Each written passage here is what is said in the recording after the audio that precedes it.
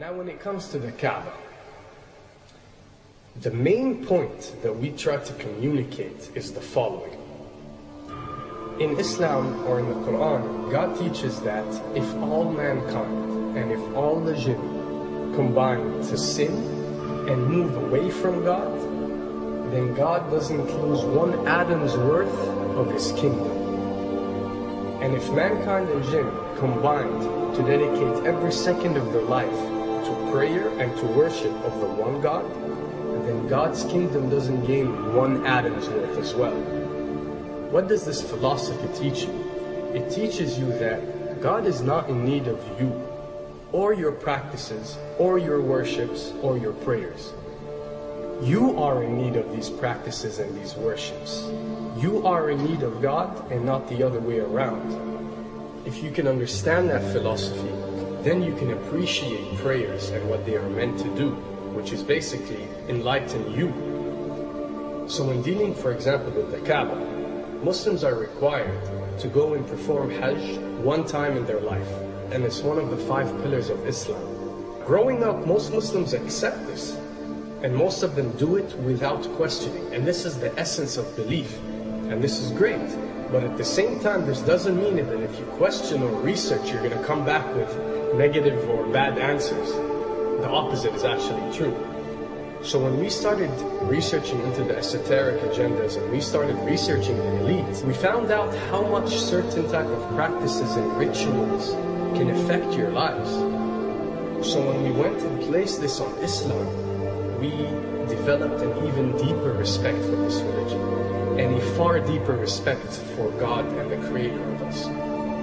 So when you go to the Kabbah and you circle around it 7 times, the essence of this worship is not that you are worshipping a stone, or that you are worshipping a house, or that you are worshipping a Kabbah. The Kabbah is merely the focal point or the centerpiece that all Muslims have to unite and focus their energy and prayers towards in a practice that is actually worshipping God.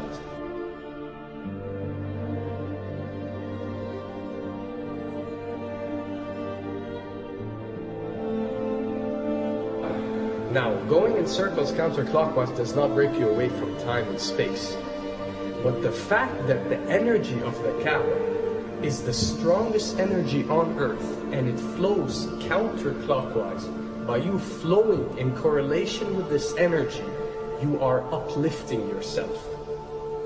You are reaching spiritual levels that you rarely do experience anywhere else on earth. And the fact that you got to do it 7 times, and we are taught that there are 7 skies, or 7 samawat, or 7 spiritual planes, then one can discover that each circle breaks you through a spiritual plane spiritually, so you can reach the ultimate state of wisdom and spirituality. Does this mean that only Muslims can reach this level? Does this mean that if you're not Muslim, you give up or you reject this information? Not at all. In essence, any one of you, regardless of what your faith is, if you are dedicating your worship and your journey to the one and only Creator and not anything created, then you are on a righteous path.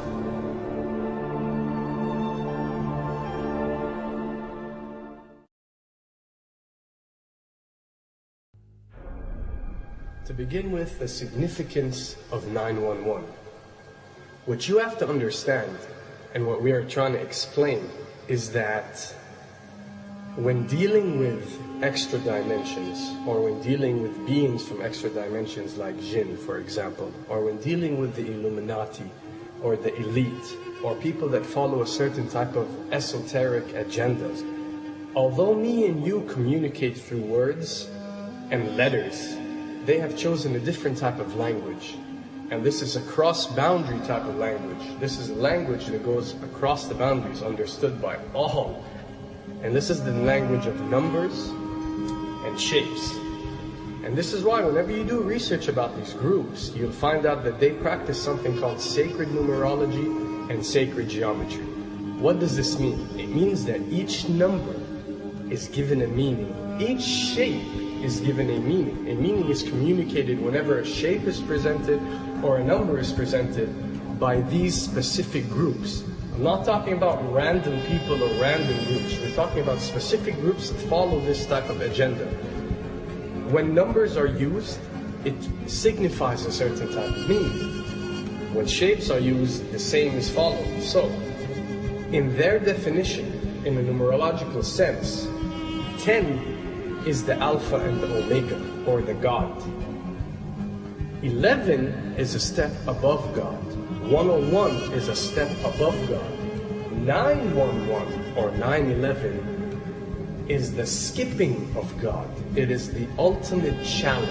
It is going from number 9, which has a specific meaning, to number 11 without going through 10. It's skipping God. So it's no coincidence that this event that we call 911 today took place on 911. It is the ultimate challenge. So now that we understood what 911 means, what other practice do we do that deals with 911? Calling a number whenever you are in an emergency. Now, creating an institution that helps people whenever they are in need of help and whenever they are experiencing an emergency is fine. There's nothing against it. There's no religion, there's no logical person on earth that will tell you this is wrong. But when you understand how sinister that these elites are and the way they work on a level that's way beyond what you think. So the fact that when you're experiencing an emergency or when you are in need of help, you have to pick up a phone and dial 911, which is the ultimate numerological definition of skipping God, then you'll understand how these people work.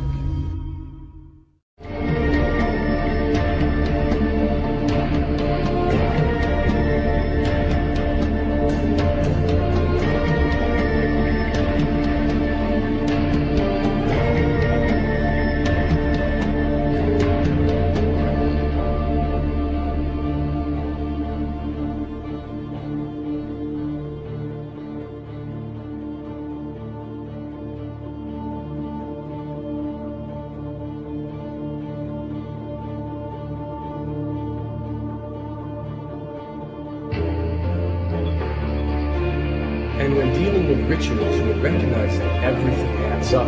For something to be a ritual, everything has to be in place, everything has to be perfect. And my advice is, if you want to recognize that something is satanic, it has to add up in all sense. The numbers have to add up, the shapes have to add up, the event has to add up, it has to have one general meaning. The pieces of the puzzle fit perfectly. That's when you recognize when something is ritualistic or satanic.